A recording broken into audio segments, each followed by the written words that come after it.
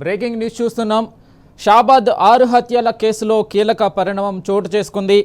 2 రోజులుగా పోలీసులకు చిక్కకుండా తప్పించుకుని తిరుగుతున్న ప్రధాన నిందితుడు రాజ్ కుమార్కు సంబంధించిన మృతదేహాన్ని రంగారెడ్డి జిల్లా కొత్తూరు మండలం పంజర్ల గ్రామం సమీపంలో స్థానికులు గుర్తించినట్లు సమాచారం.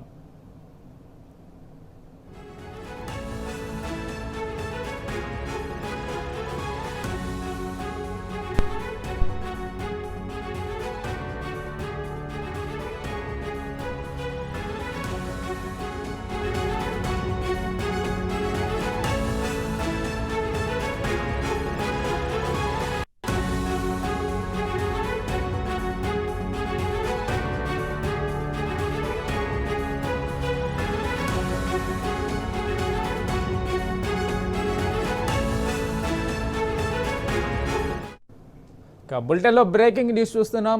షాబాద్ నరహంతకుడు రాజ్ కుమార్ మృతి చెందాడు. రంగారెడ్డి జిల్లా కొత్తూరు మండలం పంజర్ల దగ్గర అతని డెడ్ బాడీని గుర్తించారు.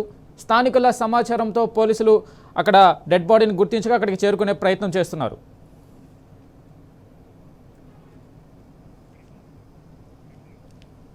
ఇక దీనిపై పూర్తి అప్డేట్ మా క్రైమ్ బ్యూరో చీఫ్ భాస్కర్ అందిస్తారు. భాస్కర్, చెప్పండి, ఏదైతే షాబాద్ 6 హత్యల కేసులో సంబంధించిన నిందితుడు మృతదేహం గుర్తించినట్టుగా మనకు సమాచారం అందుతుంది. అసలు ఏం జరిగింది, కంప్లీట్ డీటెయిల్స్ ఏంటి? ఆరుగురిని అత్యంత కిరాతకంగా దారుణంగా హత్య చేసినటువంటి నరహంతకుడు రాజ్ కుమార్ మృతదేహాన్ని కొత్తూరు మండలం పంజర్ల గ్రామం వద్ద ఆయన మేనమామకు సంబంధించినటువంటి నివాసంలో వెళ్ళి అక్కడ ఆయన రాత్రిపూట అక్కడికి చేరుకున్నట్టుగా తెలుస్తోంది.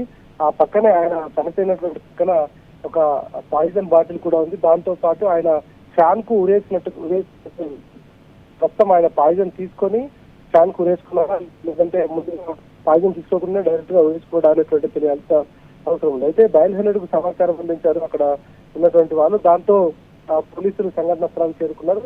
ఆ తర్వాత డెడ్ బాడీకి సంబంధించినటువంటి రాజ్ కుమార్ అని గుర్తించడంతో ఎట్టకేలకు 6 హత్యలకు సంబంధించినటువంటి నరహంతకుడు తనకు తానే చనిపోయినట్టుగా చూస్తోంది. నిన్న తిమ్మాపూర్ అంటే శంషాబాద్ మధ్యలో ఉన్నటువంటి తిమ్మాపూర్ రైల్వే స్టేషన్ దగ్గరికి వెళ్ళి అక్కడ ట్రైన్ కు అడ్డంగా నిలబడి తర్వాత ఆయన చనిపోవడానికి ధైర్యం సరిపోక అక్కడికి తప్పుకున్నటువంటి పరిస్థితి. అవన్నీ కూడా సీసీ కెమెరాలో రికార్డ్ అయ్యి ఉదయం నుంచి అనేక సూర్యాపేటలో ఉన్నాడు, సంగారెడ్డి వైపు కంది వైపు వెళ్ళాడని, ఆ తర్వాత బీదర్ వైపు వెళ్ళాడు, రాయచూరు.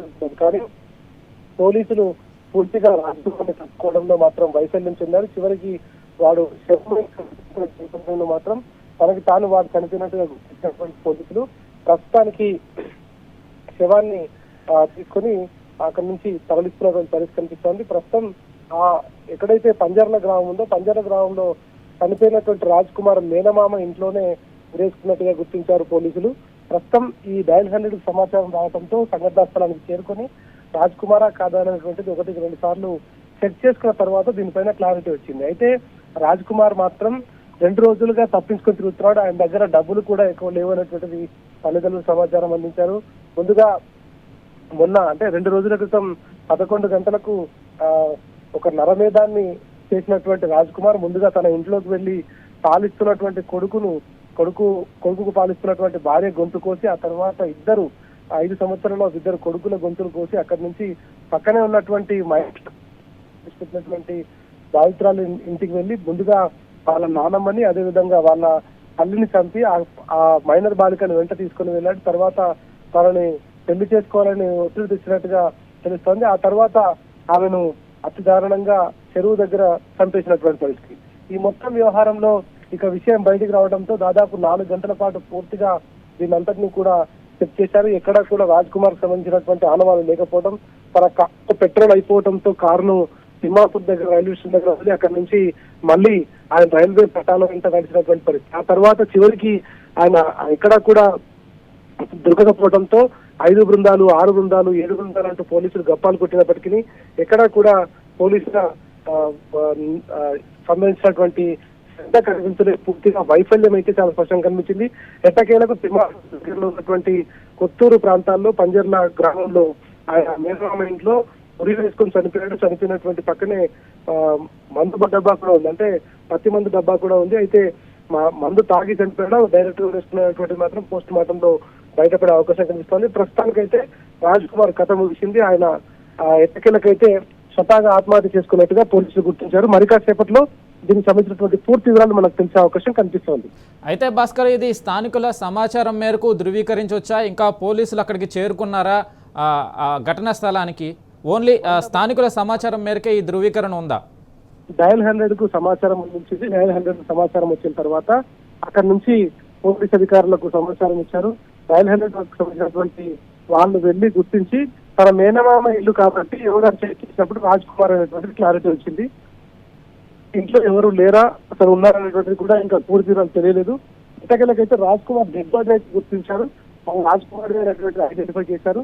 ఇక మొత్తం నేపథ్యంలో రాజ్ కుమార్ కు సంబంధించినటువంటి వ్యవహారంలో స్వతహాగా ఆత్మహత్య చేసుకోవడం అనేటువంటిది ఐడెంటిఫై అయింది. ఈ నేపథ్యంలోనే రాజ్ కుమారే చనిపోయాడు అనేటువంటి ధృవీకరించిన అధికారికంగా వాళ్ళు మరి కాసేపట్లో ఒక ప్రకటన విడుదల చేస్తారు.